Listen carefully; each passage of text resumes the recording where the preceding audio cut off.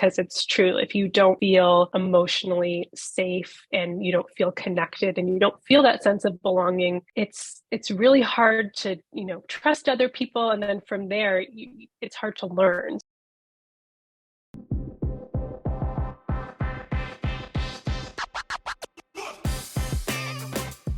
Welcome to School and Around, a podcast hosted by Branching Minds featuring prominent leaders, subject matter experts, and thought innovators with their perspectives on the current challenges facing K-12 education. I'm your host, Larissa Napolitan, a former teacher, instructional coach, and a member of the Branching Minds team, here to lead conversations with educational leaders and experts. My hope is to share with you not only valuable insights and knowledge from leaders in education, but have fun while doing it and shine a light on phenomenal educators and those that are on a mission to transform our schools and the lives of students.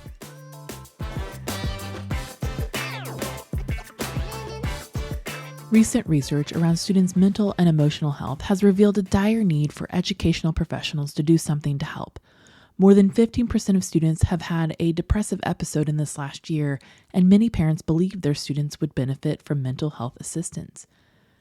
Our guest today, Dr. Essie Sutton, an applied developmental psychologist, has made it her job to learn more about how social emotional learning and mental health supports can actually help students.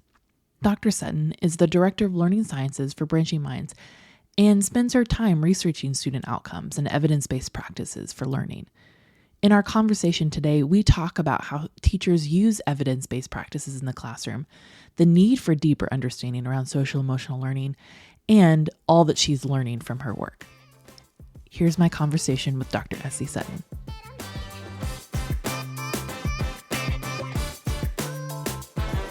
So welcome, Dr. Essie Sutton, to our podcast today. We are excited to have you here. Dr. Sutton is our Director of Learning Sciences. She's got a PhD in Applied Developmental Psychology. Did I get that right? Yes. Essie, would you just mind telling us a little bit about how you, as a applied developmental psychologist, ended up working with this ed tech company? How did you end up here? So I had worked with children, adolescents in a lot of different contexts. And from that, I really became interested in the social development of children, specifically around their social skills, which really led me to pursue studying psychology and then go on to do a master's in psychology and then a PhD in applied developmental psychology, which essentially means the study of children and adolescents in an applied context. And so in my case, I was really focused on school settings as that context. So during my program, one of my classes was on evaluation, and one of our assignments was to work with an organization or a company and develop a research evaluation proposal. How would we study essentially the impact or the outcomes of the program or practices that were being offered by that organization? And I was very interested in education technology at the time. I thought it was a really effective way to take what we were learning from the research and apply that to classrooms and schools. So I was always, looking around for different ed tech companies, and I came across Branching Minds, I think through Twitter. It stood out because it was in New York and I was living in New York at the time. And I thought what they had on their website was really interesting. So I reached out and I met with Eva Dundas, who is our chief product officer now. And they were really interested in putting together this research proposal. So that was kind of how I started working with Branching Minds. I through this course, put together this research proposal, and then I ended up actually doing the research study, which is one of our preliminary studies on the impact of Branching Minds implementation on students' reading and math achievement. Mm-hmm. So kind of maybe going back a little further, like how do you get interested in applied developmental psychology? I guess it's not a degree I hear. I know there's people out there that do it, but it's not like something I was fully aware of. Like what, like how did you grow up wanting to be a psychologist? Like how did you end up sort of choosing this field? You know, for me, it wasn't like I set out wanting to be an applied developmental psychologist. Just like you, I didn't even know what it was. I mean, once you study psychology, you really do learn that there are so many different areas within psychology. Psychology is a very, very large field, similar to engineering. I mean, there's a lot of kind of sub areas within that. So it really came from the area of research that I was interested in, and also the professors and mentors that I worked with. So I became really interested in social emotional learning. I didn't really know that it was called social emotional learning, but um, I I worked and I also went to a summer camp that essentially did social emotional learning, but we didn't call it that. But it was really focused on creating these safe environments for children, safe both physically and also emotionally, creating these really strong connections, so that, you know, when you had this environment that was really safe and children felt good there and they had positive relationships with other kids and staff members, then all of this learning could take place.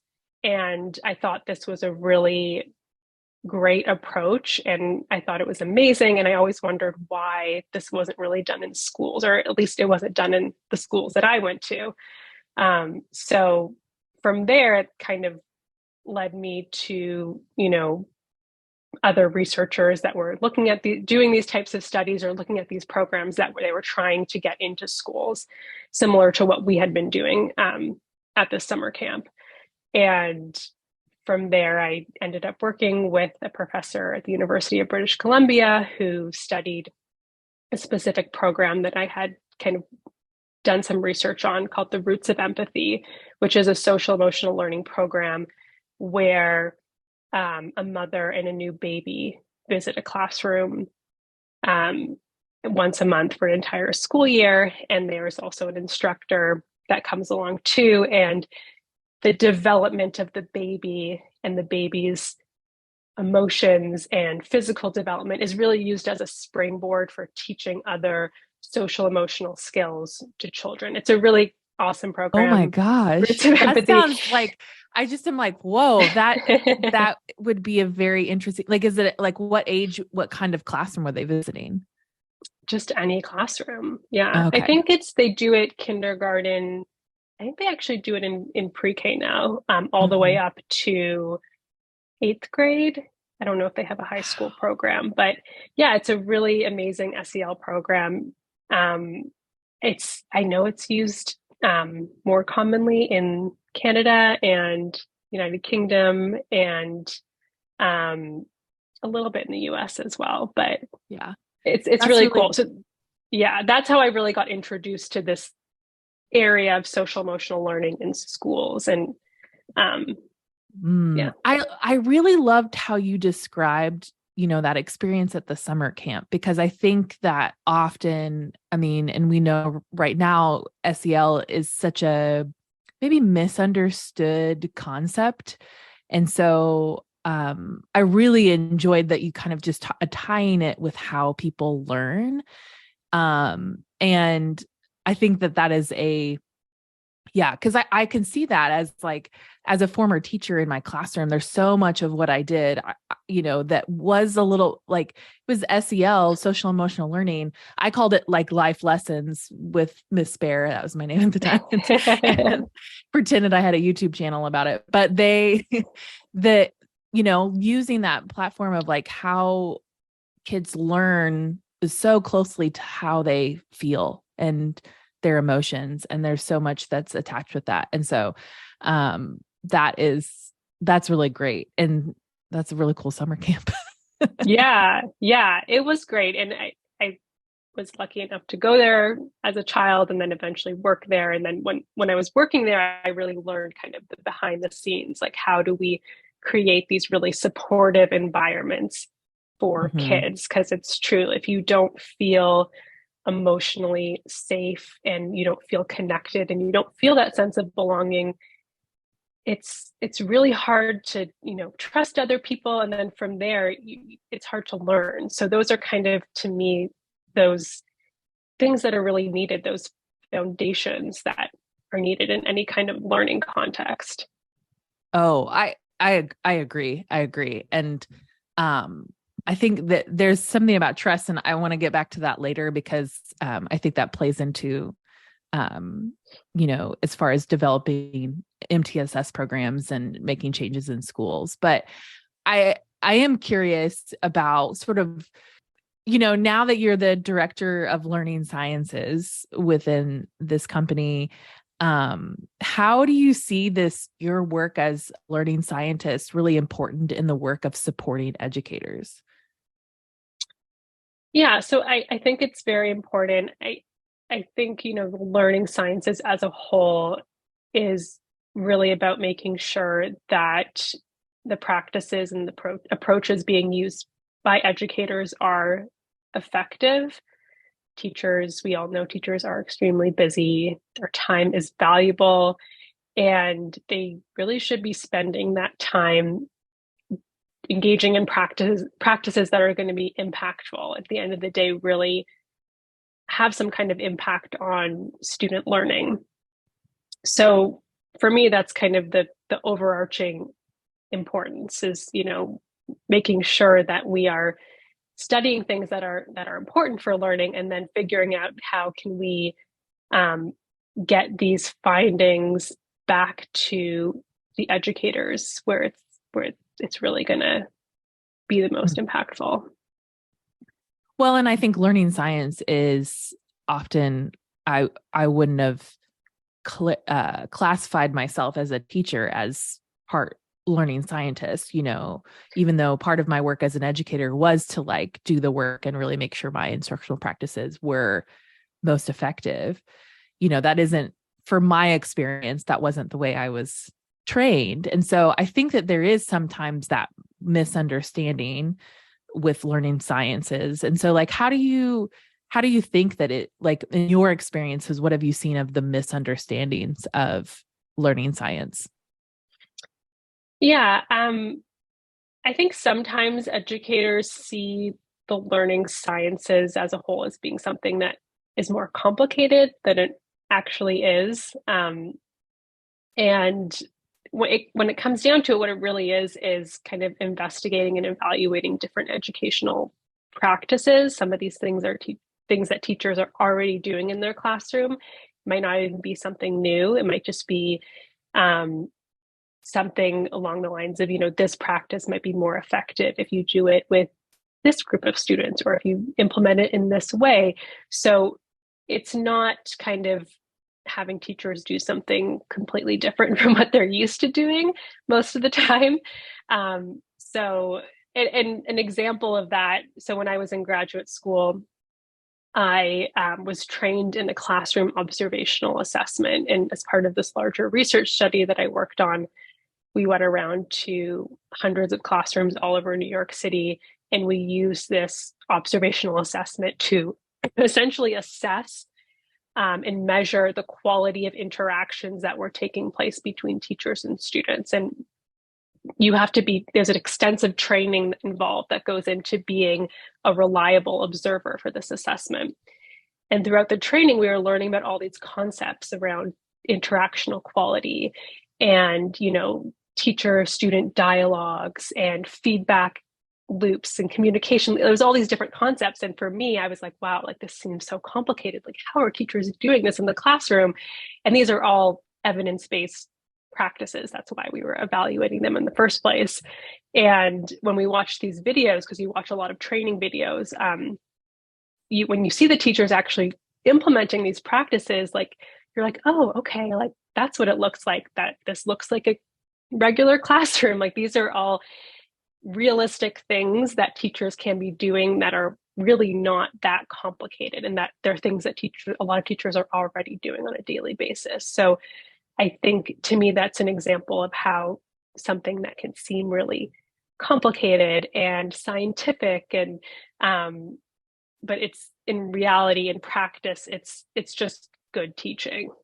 I wanted to follow up and ask about, you were talking about the feedback loop, right? Or just these different things. And I think that it isn't as complicated. And many teachers are, if you're kind of naturally gifted in that teaching way, you kind of pick that up, or you over the years, like I think about proximity, right? Like proximity is a fantastic classroom management strategy, but also instructional strategy, because the closer you are to the students, like the more likely they're engaged in what they're learning. And so like, I think about that as, when I was in undergrad and learning about these like teacher strategies, you had these, like maybe it was 5 or 6 things that they're like, okay, start, you get feedback on whether you're doing that in the classroom, and you slowly over time, it just becomes this like natural thing that you do. Or in maybe giving feedback and interactions with students, like it becomes kind of second nature, where teachers maybe don't think about that's what they're doing, that's their part of their training. I mean, much like a doctor over time, learns how to do certain things.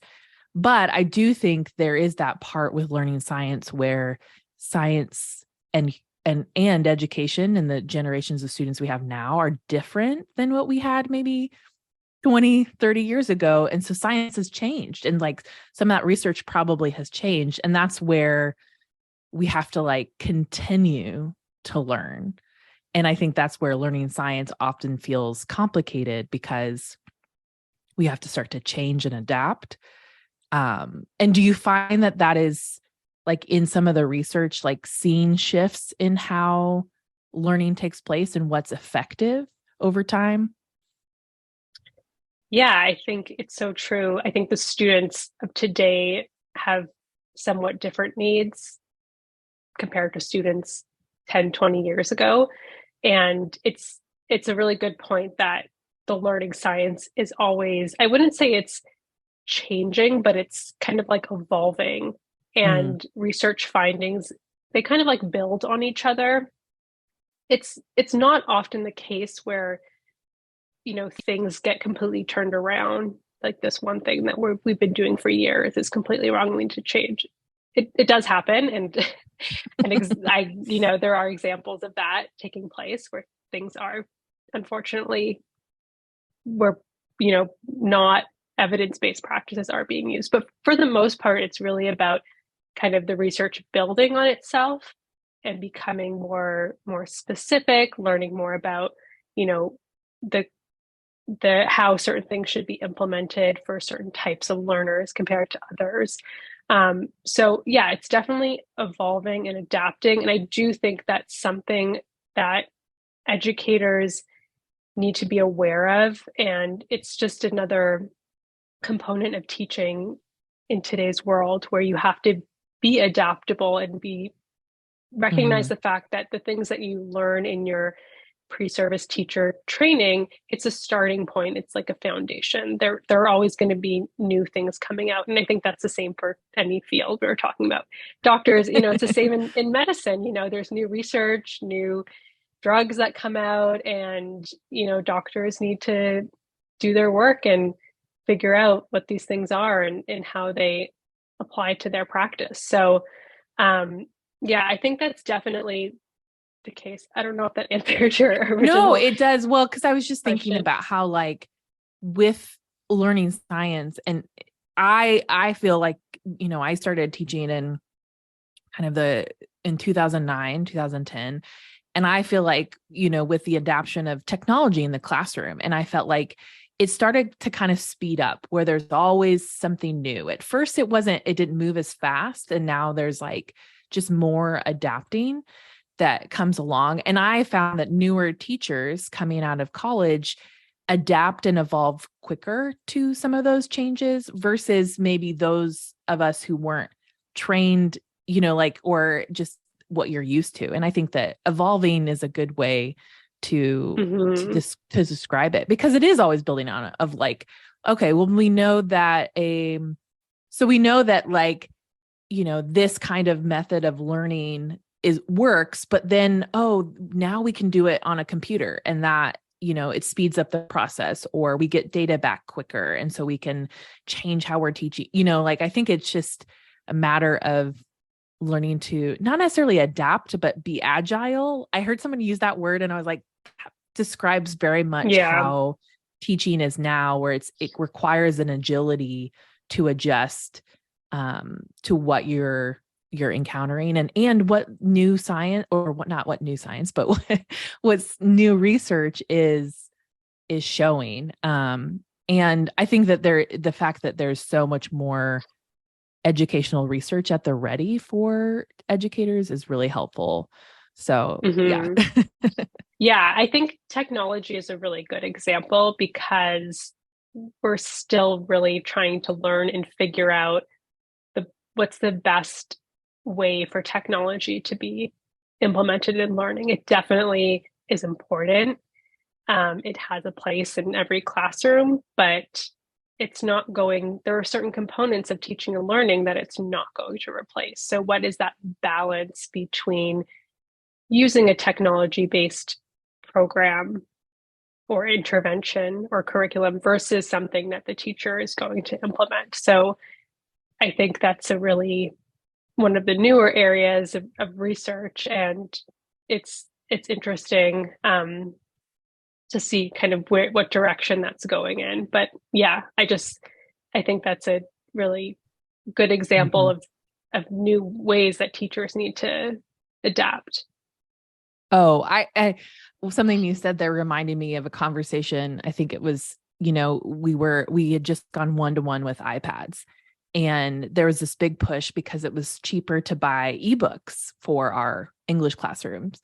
And the big conversation was like, this is great that the kids can have access to this, but like, having a book the experience of like having a book in your hand and writing things on paper, like there is, research shows that writing things down, is helpful. And so like as a teacher, I always had this balance of like, okay, having technology is really great, but sometimes it can't replace that experience of, Mm-hmm. writing things down and creating something with your hands. And it is such a balance now, especially after doing, teaching the pandemic when everything was online, then to go back to the classroom and try to like, it was easier to have all my assignments turned in this way, but sometimes having them write things down, I got better answers. Like they thought through what they were writing a little bit more, like there's just different things where you have to consider. And I do think that takes research. And as a teacher, one of the best things I did was like learn how to kind of do my own action research of like what works better in Mm-hmm. this way, and like apply it and change the way, change my instructional practices based on what I knew worked for kids. And then also Mm-hmm. because I was in grad school and I, learned how to dig deep in different research findings. I learned how to read Yeah. those like really long dissertations and research articles and find what I Yeah, needed to that's know. one of the things you learn in graduate school is how to read those research studies very quick, where to find the key pieces of information so you can kind Yes. of get through as many as possible. That comes in handy in my job a lot right now. Yeah. And I'm sure yours as well. And I feel like I always love hearing you talk about different research and different things, because I'm like, I know that that's her job, is just like learn some of this information. So back to kind of the social emotional learning. Um, what do you think we could understand better about social emotional learning as educators? Well, first off, I think that a lot of educators do recognize the value and importance of SEL. I think, there are very few educators that are against it, at least that I've come into contact with. Maybe there are some, but I would say for the most part, they recognize it as being important. I would say, one thing that I hear relatively often is that, SEL it's seen as an extra thing that teachers have to do. So it's like, oh, we have to teach math and reading and writing, and now we also have to teach SEL. Like it's this seen as this kind of added on subject area almost. And I think that there can be problems with viewing it in this way, and something that I see being, how SEL is more commonly talked about is as this kind of these foundational skills. So it's not something different or separate, but it's really the foundation which allows learning in these other subject areas to happen. And to me, what's really important is the ability to integrate social emotional learning into all these different areas of learning and education in general, and not having it as this standalone or separate program or lesson or curriculum, but really think about the ways it can be integrated into learning so it's not separate or an extra thing. Like it is the thing that you're doing, or that's underlying all the learning that's taking place. And that can be really difficult for teachers, especially teachers that are really trained on delivering curriculum to students and programs to students. So I think it's tricky. And I do think the SEL programs and approaches that manage to help educators with this integration, like to me, that's the next phase, or really the future of SEL, at least in my opinion. Well, I agree with that, because like I said, there were times, and I taught middle school, so I often would tell people my job description was teaching teenagers how to be human, kind of like just this idea of like, hey, when someone hands you a paper, you don't just, like, this is how you respond, of like, this is the night that, or, hey, when you don't get the grade that you wanted, like going over some of those life skills of like why working hard is really important, or just things like that, where I would pause my lesson and like kind of, sometimes it would be a soapbox. Sometimes it would just be of like, hey, like we don't treat people that way. Or like, that's not how do you be a good friend, just things like that I, and as an English teacher, maybe it lended itself to social emotional things where we'd have journal prompts where we would reflect and think, but even I've seen it in math classes where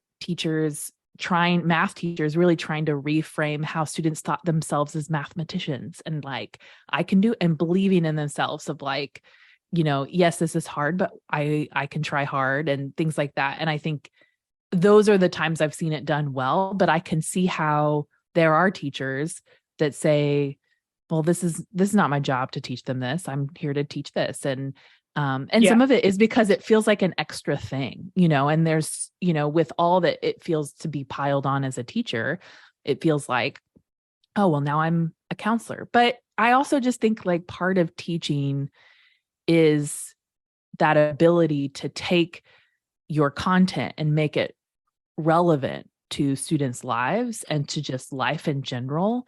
And have that perspective. And that's hard for some people who maybe don't have that perspective in real life. So I think that you're right. It is needed in the sense of like, how do we make this a part of what we do? In a, like a real way, not in a, like, I think it can be really hokey or like, like really, forced way, so. Yeah, exactly. I think it can be really challenging, and it is, I think we can learn a lot from teachers that manage to do this in really effective ways and are really good at it. To me, that's kind of the starting point. I don't think it really starts with the researchers sitting down and developing a program. Like there has to be some kind of input from these educators or these teachers that do have these skills or have managed to integrate social emotional skills into just their everyday practice, to a point where it's not something they have to, again, what we were talking about earlier, not something you have to think about, or it doesn't have to be part of a curriculum or program. It's just second nature to them. Yeah. Well, and I think too, because there's been pushback on social emotional learning, I think teachers sometimes feel, um, hesitant to kind of go in that direction in their lessons. But I do think that there is, like what you talked about earlier, when there is a teaching of social emotional skills, or even develop, or recognizing that creates safety and trust, which enables students to learn better, and, achieve the outcomes that we all want them to achieve. I think that needs to be a recognition of hey, we have to create psychological safety for students Mm-hmm. to be able to learn. And some of that has to deal with emotions and feelings and some of that development. And I think Yeah. that is really key. And I think I wrote it down because I've heard, there was a webinar that I attended yesterday, and we were talking about the idea that developing trust and psychological safety for educators is really key in helping build, an MTSS framework or make changes and new initiatives within a school system or in a district. And I think that recognition for teachers as well, requiring that psychological safety and I think even to stay in the profession, and to stay and be able to do what they feel called to do. And so I think that that's just really key. I don't think we ever escape that as a human, requiring that Yeah. psychological Yeah. safety. It's true. There's that other level to SEL, which is the social emotional support that's happening at the level of staff and educators. And it's just as important as teaching SEL to students is that, if you have a school that is dedicated to SEL and those types of expectations and interactions and the way that people treat each other and interact with each other, if you're expecting that of your students, but it's not supported at the level of the staff, you know, it's not going to have the same kind of impact. It really needs to be there at each level within the system. And you can tell from the way that teachers communicate and collaborate, and the way that, teachers interact with administrators. Like, it is obvious, and kids pick up on it too. Kids can tell when there is, tension or any kind of disrespect happening. Like, they notice it. So it really needs to be integrated at each level within a Mm-hmm. school. Yeah. Well, and I always think safe people make safe places, right? People who feel safe, as teachers, if I'm feel, that trust and that psychological safety and supported in social emotionally, it's so much easier to do that for students, Yeah. because I can think of years where it's I was having a hard year or things that were happening, and I was struggling, and it was so my students picked up on that, right? It caused disarray in my classroom, or it was really evident I just didn't handle situations as well. I think that it's just recognizing that human aspect of at every level is so important, like Yeah. you said. Yeah. There's a lot of research on teacher stress and burnout and teacher well-being and how that impacts students Yeah. directly and indirectly. So it's really important. Yeah. So, I mean, I could probably talk about that for a Yeah. long time. Well, so the last question we asked, because most of us are, whether educators in some aspect and people who do the work in education. And so I'm asking, what's your favorite school supply? I know it seems like a really Yeah. random question, but So I'm going to kind of give a very Canadian answer. I don't think these things exist outside of Canada, but I could be wrong. But growing up, we used these special kind of folders called duotangs, which required you to use a 3-hole punch. So everyone had to have their own little 3-hole punch, and you would Mhm. um, get those holes in the paper, and then you would put it into a duotang, which would kind of keep all of the papers really kind of flat and uniformed. And I was a very organized child, and I liked having all of my folders, color coded by subject area. And so that was, yeah, I love those. I miss them. I want to buy some today and start using them again, because I don't know, my life felt super under control and organized. I don't know what that says about me as a person. Well, it's like when you had an organized binder, like when I had an organized binder, and I always felt like, okay, everything has its place. I feel more, the at peace. little tabs, the little divider tabs. I really appreciate that you gave an answer about your childhood, like something you loved. And I think I'm going to, from now on, ask people, like, when you were a kid, what was your favorite? Because I think that is far more interesting than, like 4 out of 6 people have said Post-it notes. So I'm kind of like, okay, well, I know Post-it notes are a favorite of educators. So. Unfortunately, I just don't use that many school supplies these days, except for like a pad of paper and a pen. Mm-hmm. But I don't know. Now I'm feeling like I gotta go stock up on some fun folders. Well, thank you so much for joining us today and for this conversation. I'm always eager to learn what you're finding out about in research and everything like that. So we appreciate it. Yeah, thanks for having me. This was fun.